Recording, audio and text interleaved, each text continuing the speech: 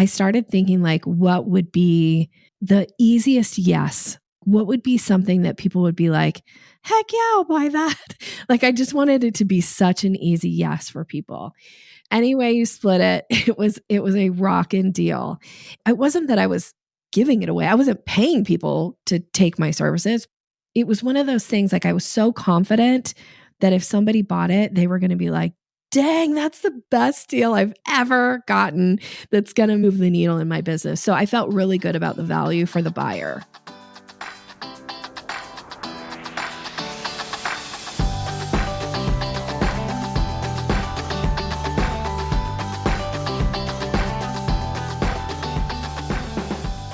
Hey there, Pitches. Thanks for tuning in to another episode of Pitched. I am your host, Angie Trueblood. I'm a podcast guesting and hosting expert and the founder of the Podwize Group, a concierge podcast interview booking agency. If you are an OG listener of the show, welcome back, my friend, and thank you for your support over the years. If you are new, and if you are an OG listener too, I guess, I'm hoping that today's episode will be a bit inspiring for you, especially as we approach year end. Maybe you're looking to bring home a little bit more bacon before we enter 2024.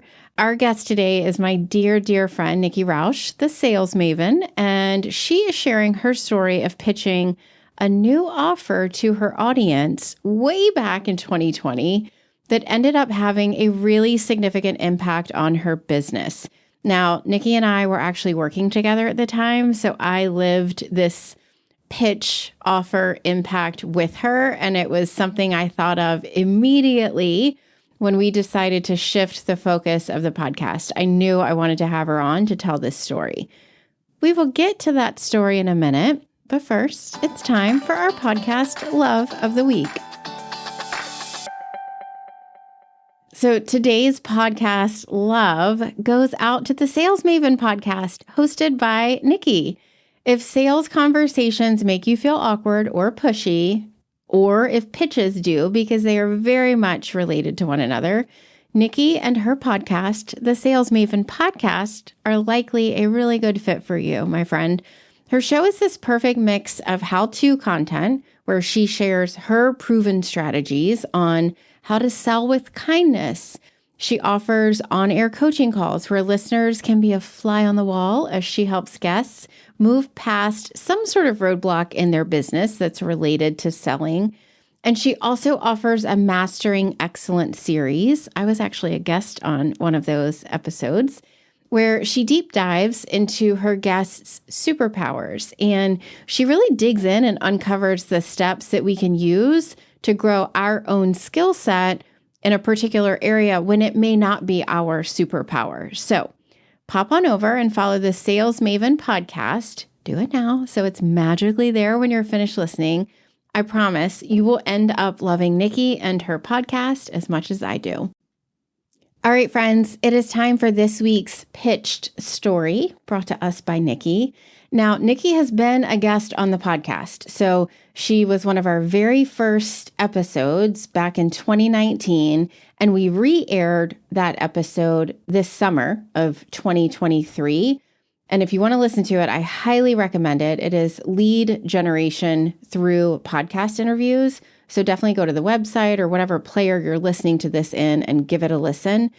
What I love about Nikki's approach to selling is that she is able to kind of transform this idea of selling as something that's slimy and that people are kind of nervous about doing into something that is authentic, that feels like you are having a human connection with someone, and also you can be successful at it. So Nikki is an author. She has written 3 different books. You can go check those out on her website or on Amazon.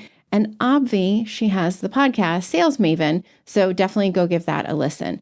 So as we are deep diving into this story, I want you to pay attention. Nikki and I think we were probably connected early on in business because we both recognize that we love to be surrounded by quick starts, which we are. But I want you to, even if you don't consider yourself a quick start, I want you to listen as to how she formed the idea of putting this offer out to her audience, how she came up with the idea of what that offer was going to be, and how quickly she implemented so that she could test this idea and generate the revenue that she needed.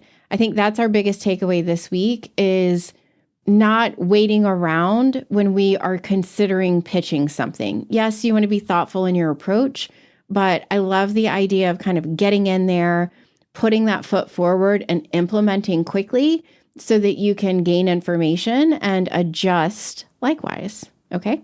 So let's go ahead and listen to Nikki Rausch. And she is talking about her pitch story where she pitched a $49,000 offer. Enjoy. Nikki, welcome back. I don't even know if it's back to the podcast because it's a different podcast-ish now, but welcome to the Pitched podcast.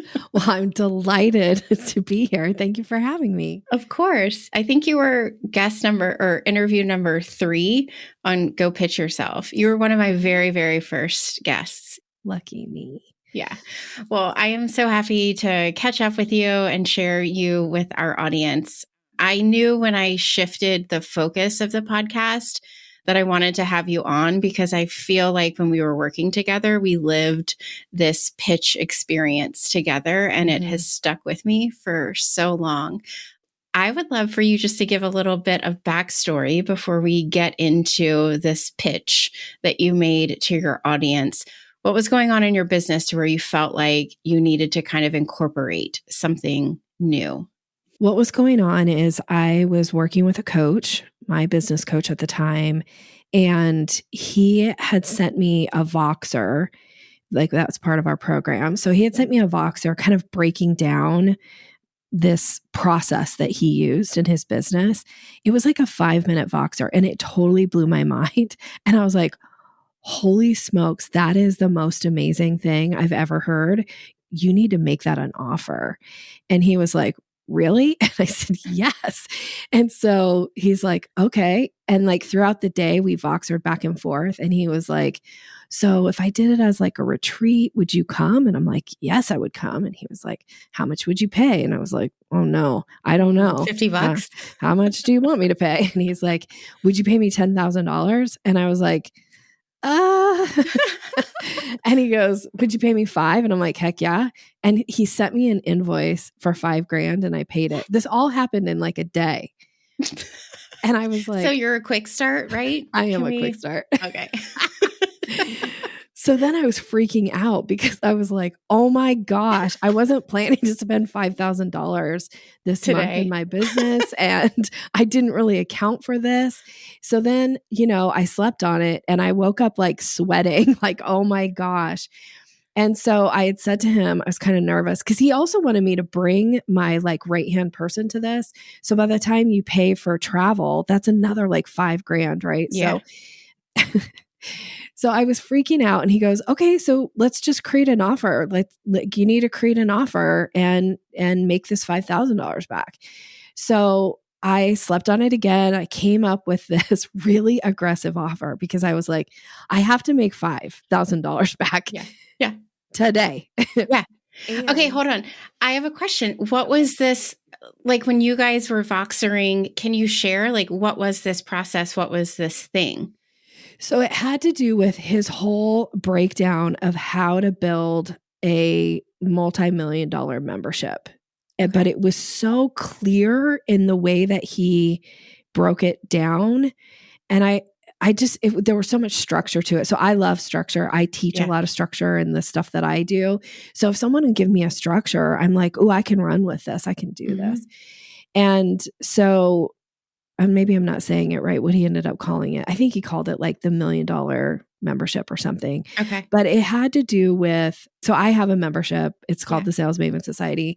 And it really talked about how to use ads to bring in new members. It talked about how to engage your members once they join so they're more likely to stay. There was just a lot to it. It was a very meaty thing. And like I said, it was like a 5-minute Voxer initially, which then he broke out and he, into this whole full thing. Okay, so it had to do with the membership. Yeah. I'm like, I need to know what was so compelling that you spent $5,000 in a day. Well, this was a few years back in my business. So like $5,000, not that it's not a lot of money, it is a lot of money, but I wouldn't have stressed about it today like I stressed about it then. Like Yeah, for then sure. it felt like, holy smokes, what did I just do? Okay, so you're like, I need to make $5,000. And he's like, let's come up with an offer. Yeah. So let's level set a little bit for audience. I can't believe there's anyone listening who doesn't know who you are because we adore each other so much and talk about the other a lot. But share a little bit about the offers that you had in your business then, like what your audience kind of expected from you and what they were paying you for then. So at the time I had the Sales Maven Society, that was the membership, and I had like some VIP work, some one-on-one work. And I had done a couple times, I'd offered just like a one-off strategy session, but it was pretty rare. It wasn't like a kind of a standard offer. It was kind of something I just kind of kept in my back pocket that if somebody was like, oh, I really need to work with you privately, Nikki, but I can't really swing a VIP package and I need more than like a group thing. So sometimes I would bust out this like, well, we could do a strategy session and, this was the price for it. So that was pretty much what I was doing at the time. Okay. And then what was the idea that you came up with to get just $5,000 into your business? Yeah. So I came up with this idea. I started thinking like, what were the things that I thought would be the easiest yes? Like, what would be something that people would be like, heck yeah, I'll buy that. Like, I just wanted it to be such an easy yes for people. So I decided to combine two things. I decided to combine lifetime access to my Sales Maven Society membership, which it was a monthly membership. People paid a monthly fee. So I was going to give them the opportunity to basically buy out that fee so they would never pay again. And then I was going to offer a 3-pack of strategy sessions with me, and they had 12 months to use them. And I just thought, like, the Sales Maven Society membership on its own, lifetime access for the price that I was thinking was going to be huge value. And then to put these 3 strategy sessions attached to it, people were going to either buy it because they wanted to get rid of their membership fee, their monthly fee, or they were going to be like, I've never seen Nikki offer a 3-pack of strategy sessions. Like, I'm going to do that because it was so much less expensive than doing a VIP package. Okay. Do you remember at that point what you were charging monthly for the Sales Maven Society? It was $97 a month. Okay. You hadn't really offered one-off strategy sessions. Well, every once in a while. And I think at the time, so this was back in 2020. So I was either charging, I feel like it was $500 or $600. Yeah, I think it was like $495. I think it was like $500. I charge more now, but that's what it was. It was like $495. And so collectively then, what did you price this package at? I feel embarrassed to say now because it was so You low. should. You're the sales maven. Again, I was like, I just need this $5,000 to come back into the business so that I'm not like at the end of the month in the red, Yeah. So I charged $990. I can't. So basically, if you just break it out and you take out the lifetime, you're paying only $330 a session, right? So like right there, it was a value. Or if you take out the lifetime, like $97 a month, basically that's like 10 payments, right? Like 10 any way you split it, Nikki. Any way you split it, it was a rockin' deal.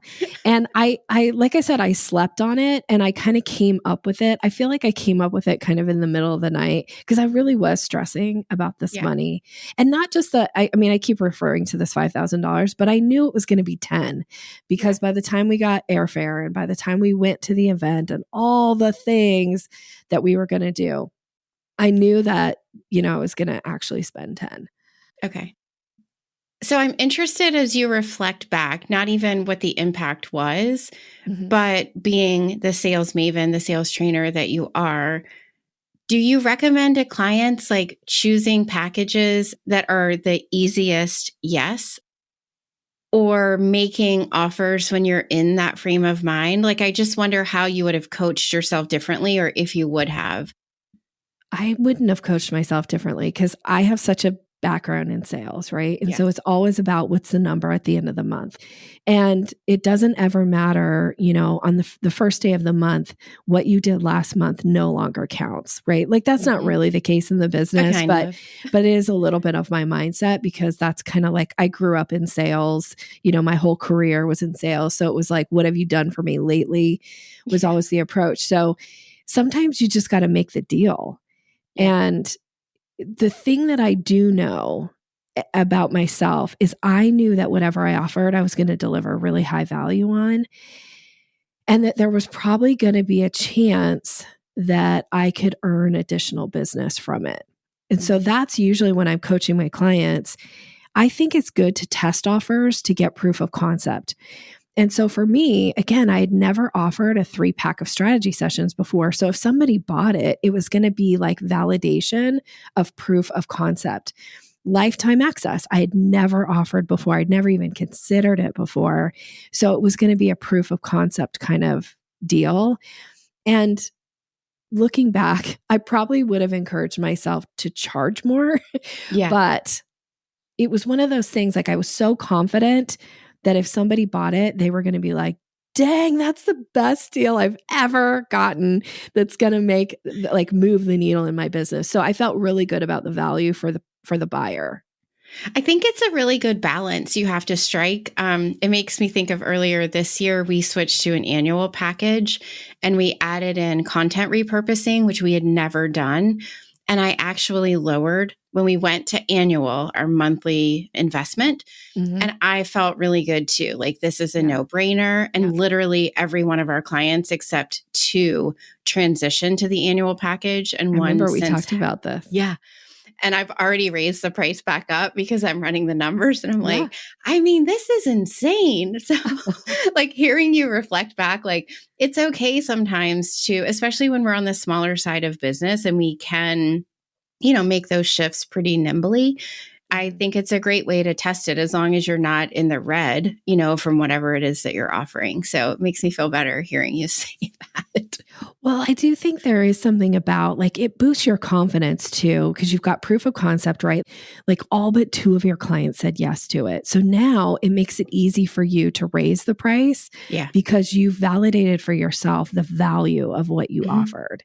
Yeah. Now, it wasn't that I was giving it away. I wasn't paying people to, to take my services, but I was making it, let's really see how serious are my buyers on my list. Yeah. Well, it's like you put your skin in the game too. You know what I mean? And that's what I felt about when we made that dip.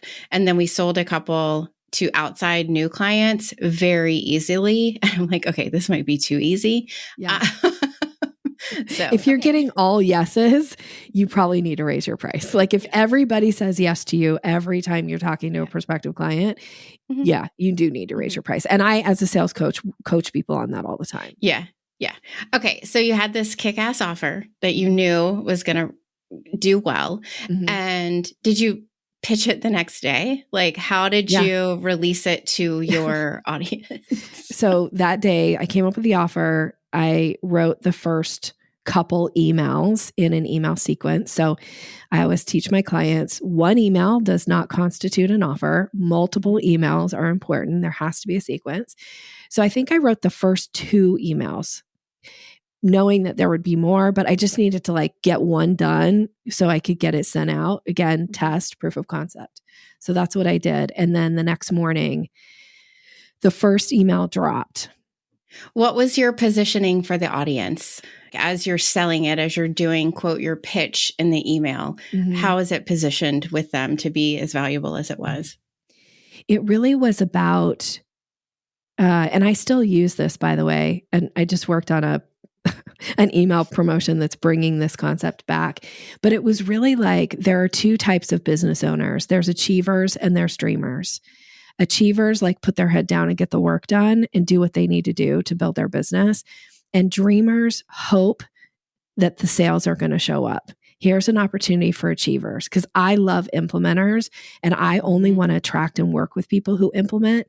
So that kind of was this concept of achiever type mentality. Yeah. So the whole offer was pitched around, this offer is for achievers. This is for the serious people who really want to continue to elevate and scale their business and have a sales coach in your back pocket to like ride that ride with you. And that was the offer. Okay. Did you put any boundaries around it of not even like a fake sense of urgency, but to protect yourself from overwhelm? I know the answer to this. Yeah. So I had a cutoff date. So the offer itself, I think there was it was like a 7-day, at the most it was 7. I'd have to go back and look, but it might've been 6, but it was like a 7-day promotion. Like you're either in or you're out. Like I was either like, it's going to work or it's not. Yeah. And I'm not going to, this isn't going to be a month-long offer. This isn't going to be through the end of the year. None of that BS. This is like, you're in or you're out. Take it now or don't take it at all. And again, I'd only set up the first 2 emails because if nobody bought in the first like 2 emails, it might not, maybe I wouldn't have finished and done the other ones. So, so that was my only parameter. But no limits, like 5 people. No, I didn't limit how many people could buy it. Cause I teach this and I do this in my own business. I always set a good, better, best goal for myself when I'm putting out an offer.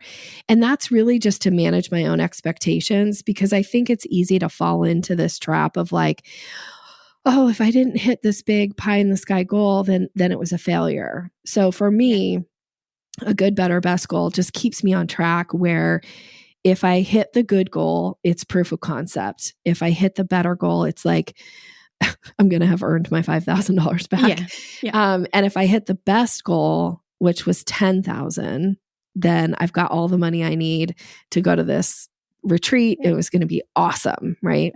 So that was my good, better, best goal is 1. If I sold 1, proof of concept. And I was probably going to choke on it because I still had $4,000 to gain, right? Like to make up. But if I did 5, then that was the 5,000. And if I sold 10 of them, then that was the $10,000 that I need. And that would feel like, okay. Total win. Yeah. And I think I even set like a bigger pie in the sky goal for myself, because I was like, what if I sold 20? Yeah. Okay. So tell us what happened, Nikki. Okay. So I sent the first email, and within 5 minutes, somebody bought it. Then the person who bought it sent me an email and said, I think this is a typo. I think the price on you this left a 0 out. Yes. She's like, so she buys it first. Then she tells me that she thinks that I have the price like it's a mistake. And then she even said, and just so you know, I bought it because if it is a mistake, I'm hoping you'll still honor it. Right. And so I made some good sales on the first day. We had some buyers come in, and I have to go back and look at the actual numbers now. I should have done this before we got on the call. I want to say I sold like 3 on the first email. Okay. So it was like, okay, proof of concept.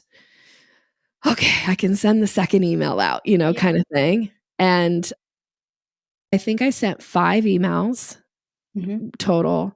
And by the end of the last day is where the bulk of the buyers came in. Yeah. So this is also why I teach people. It's so important that you have a full email sequence, because we do track this. Like we know how many buyers come in on certain emails. And a lot of my buyers usually come in on email 3, 4, and 5. So you have to send email 1 and 2 to get to email 3, 4, and 5, right? So by the end of the 7th day, I had sold 49 packages. And I was like laughing and crying. Yeah. Because I was freaking out. Well, one, the offer itself exploded. So it brought in $49,000 in 7 days. But 3 times 49, that's how many strategy sessions I now had to deliver. Now, thank goodness. Well, and even set up a system for booking. Like, Oh yeah. There was and a lot. tracking. There was a lot of behind the scenes stuff my team had to do to because we were like, holy smokes. I mean, the last day I had this, I don't have it anymore, but I had this like notification set up on my phone that would ding every time money would come in to my account. And my phone was dinging like at least once every 15 minutes for hours. And so it was just like, and I remember actually my husband and I were on a road trip on the last day of the offer.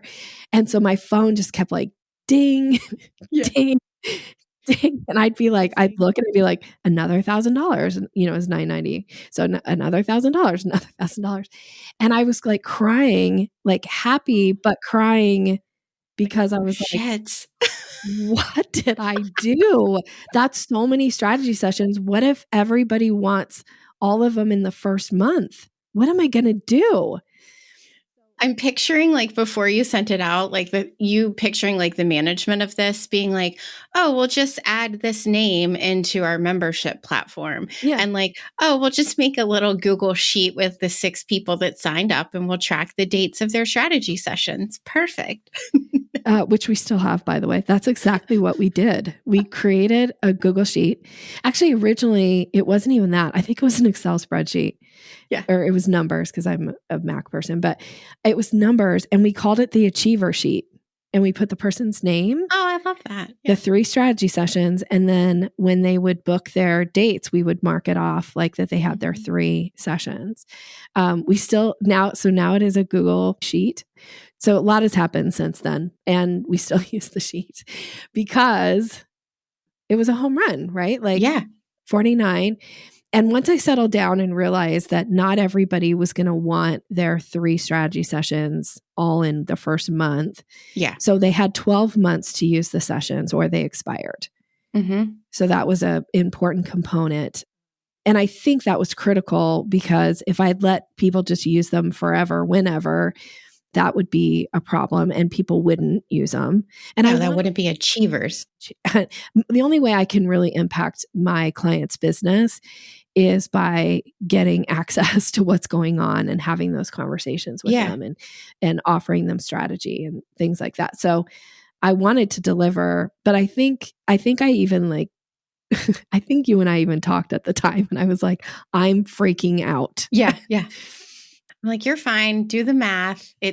So what would you do differently? I mean, because it seemed like a home run. Like, have you offered it since in a different price point or in a different capacity? Yeah, many times over. And as a matter of fact, some of those original buyers that bought the lifetime have since re-upped for 3 packs of strategy sessions anywhere from 5 to 10 times. Oh, okay. Now, the price of the strategy sessions have gone up. Mm-hmm. So for the first year, I let them re-up at the $990 price. So even though obviously they already had lifetime access, so it was just 3 strategy sessions for $990 for a while. And then, and then the price has gone up a little bit. But I have a promotion going for Black Friday where there's a 3-pack of strategy sessions. Okay, this will come out before then. Yeah. And I have a lifetime offer going for my non-lifetime members for Black Friday. So you'll either get, if you're on my list, you'll either get the lifetime offer, or if you've already bought lifetime access, you'll get the strategy pack offer. Okay. So that's the way it's going to work. I have reused a version of that offer. I can't even tell you how many times. And the original buyers have turned that one offer that became, I think in the first 30 days was about $60,000 in business. Cause some people were like, I want more sessions. I want a second, membership for somebody on my team kind of thing. So it's generated a lot of money. That's what I will say. Yeah. Hundreds of thousands of dollars. That $49,000 has now turned into hundreds of thousands of dollars in business over the last 3 years. Well, I love the takeaway, like what I'm hearing about the whole idea of the pitch and even designing the offer is sometimes just going for it and seeing what shakes out. Like no matter what type of pitch it is, if it's a podcast pitch or a pitch to speak on a stage or for an investor or collab, sometimes you just got to go for it, right? And the longer you sit and think about it, the longer you can talk yourself out of it, rather than doing what both you and I talked about, like creating something that we feel really confident in delivering, testing it, and then editing it as needed. Yeah, I think that is the thing. I think a lot of times people hold themselves back because they're like, I'm not charging my worth, which I think is kind of a throwaway line, honestly. Yeah. Because what you should charge is what will people pay. That's really. You're also not making your worth if you're not offering any offers. If you're not bringing money into your business, there's no worth to the business, right? So that's an important piece. But I really focus on increasing lifetime value. And it's something I work with my clients on. It's something I focus on in my business all the time. So a lot of times I'm willing to take some little bit of money up front to get people in, to get them comfortable, to demonstrate with them the kind of impact when we work together that makes in their business. And then they come back and they need more and they want more. And then they bring friends, right? Like they recommend their friends come and work with me too. And so it just has worked for me. Yeah. So the other thing I'm going to say about this, kind of to support what your point was, is I believe that when you find something that works, pour gasoline on that fire and build it bigger and just repurpose and reuse an offer until it stops working. And that offer itself, not only did it generate hundreds of thousands of dollars for my business, and I've reused it multiple times, but I took those original emails and I put them in a masterclass called Conversion Email Sequences. And that's just one of the sequences. And I give it to my clients and go, here's the most successful email sequence I've ever used. Here's the wording. Now you do your version, use what of my language you liked, tweak the rest, make it yours. And now you go sell offers. And I have clients coming back going like, holy smokes, I just had my best, offer I just put out. Yeah. Like I just sold more than I've ever sold before. Because I believe if something works, like I'm going to share it with my clients. If I do something that I have success with, my clients are going to know exactly what I did. Yeah. This is interesting because I think about who's listening to the podcast. And I think there are people like you who have a more online consulting business. There are people like me that have agencies that are really baked in the services. But this can be applicable to most any type of business. I think about it for me, because we used to have a course and we used to have a membership and it was just too much to juggle with like the agency side. Yeah. But if I ever wanted to lean on my community and like serve that community that is looking to pitch themselves and is looking for a little bit of support, this would be an offer that I could pop in, deliver, and like pop back out.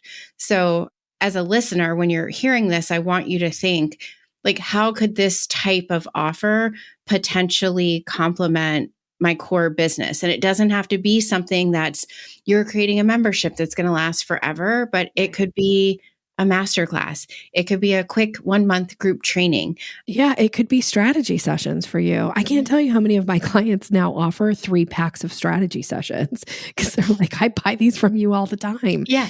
I worked with a client yesterday in a VIP thing. We did this 3-hour deep dive and she broke down for me all the different times that she's paid me money. And she's like, now I want you to help me figure out how to do that in my own business. Yeah. And so we did, like we hammered out a full-on offer for her that will be the starting offer that will get people in the door. That's going to be, it's a $300 offer that will turn into, for many of her clients, a $5,000 offer within months. Yeah, so if you can sell that first piece, how can you then create other pieces that go along with it? And that's, I think, with anything, right? This is one of the reasons you and I got to work with each other is because I think it was in 2018. I always forget which year. We started together in 2019. Was that right?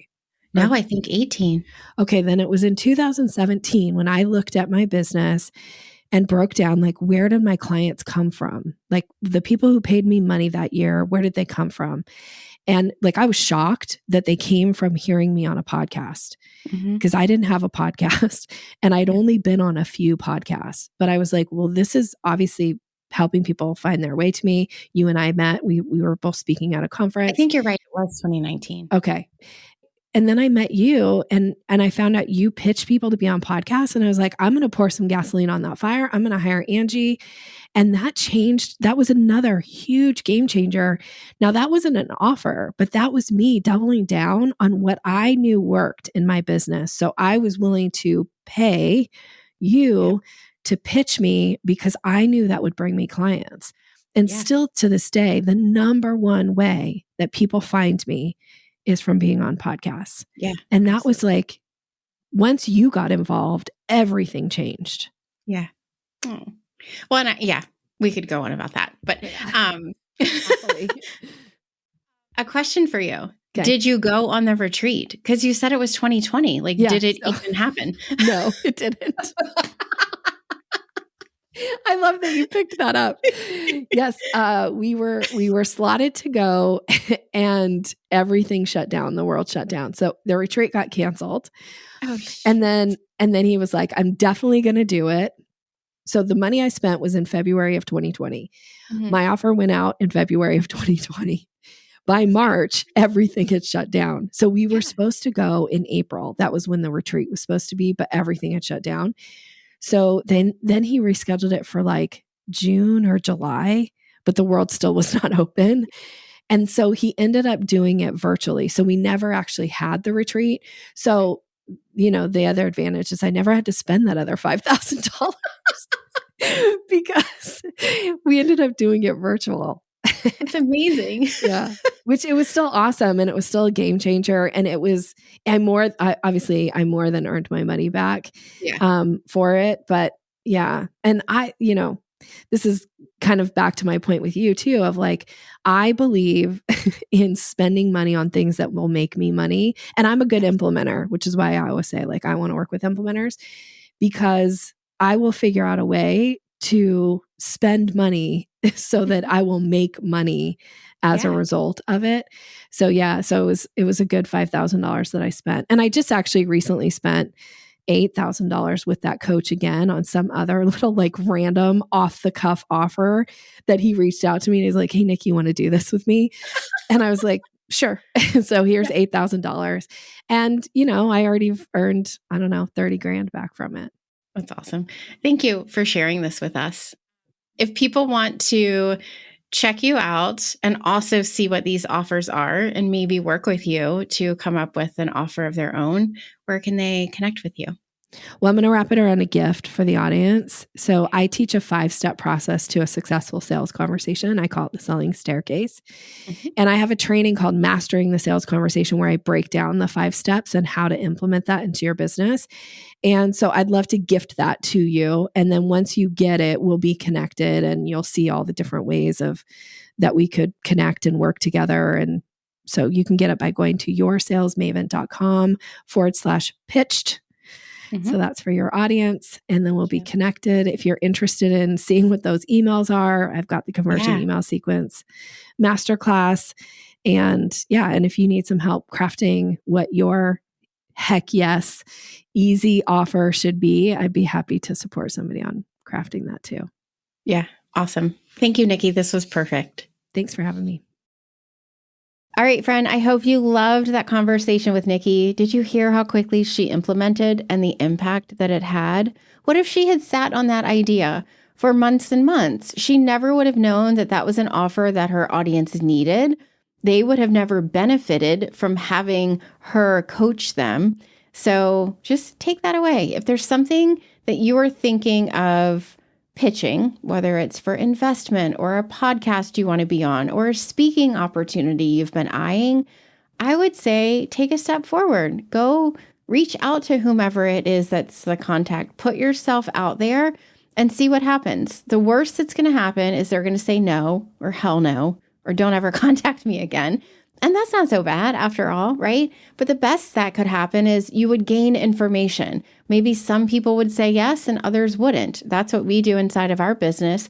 We test out different verticals for our clients to see which verticals are resonating, which types of podcasts are saying yes to our clients, and which topics are resonating with them. So I would love to hear you over the next 2 weeks, go out and pitch something that you have been thinking about. If you're up for this, definitely connect with me on LinkedIn, shoot me a DM, and let me know, like, hey, that conversation with Nikki really sparked something in me, and I am going to do it. It might be messy, it might not work out, but I'm going to take a step forward and pitch myself. I'll be looking for your DMs, my friends, okay? And until then, until I hear from you in my DMs, be well and get pitched.